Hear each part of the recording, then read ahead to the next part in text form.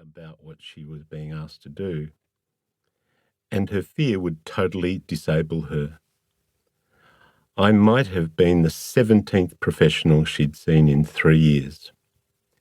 Her distraught parents had tried everything. This time they didn't want just another psychological intervention, but they'd heard about the work I'd been doing on rewiring the brain.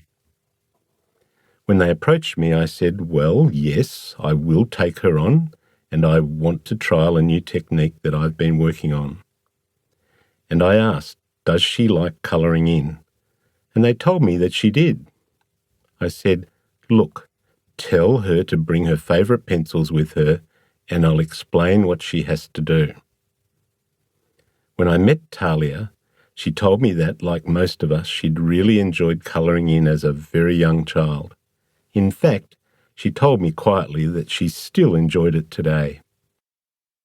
I said, I'd like you to help me with an experiment. The word experiment took some of the pressure off. Whether it worked or didn't work was no big deal.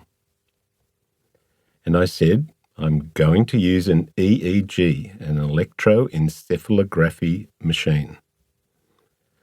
So we're going to hook up your earlobe and we're going to look at the way your brain is communicating with your body. In particular, the way it's communicating with a couple of your glands and organs that are producing this state of anxiety in you. What we were measuring were 2 neurotransmitters, chemical messengers. One was the activation neurotransmitter adrenaline, and the other was the relaxation neurotransmitter dopamine. First, I just put her on the machine for 5 minutes while she sat there looking blankly at me. So I had a baseline from which to measure any improvement.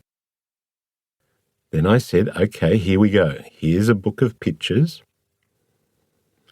Now, they're not pictures of anything in particular. I know, they're just designs. And I gave her some of the drawings I'd prepared for my coloration colouring books. Pick one, I told her, don't worry about me. Get your colouring pencils out and you just colour. I'll tell you when to stop. It'll be after about 5 minutes and we'll see what happens. While she coloured in, I encouraged her to practice mindfulness. Just forget about everything else and concentrate only on your colouring. At the end of those 5 minutes, I told her to stop. I asked, so, do you feel a little more relaxed? She said, I do. I can't believe it. What really surprised her was looking at the EEG results before and after.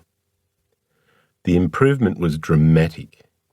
She had relaxed physically and mentally, and she could see it on the computer monitor. She felt better and the computer reinforced and validated her feelings.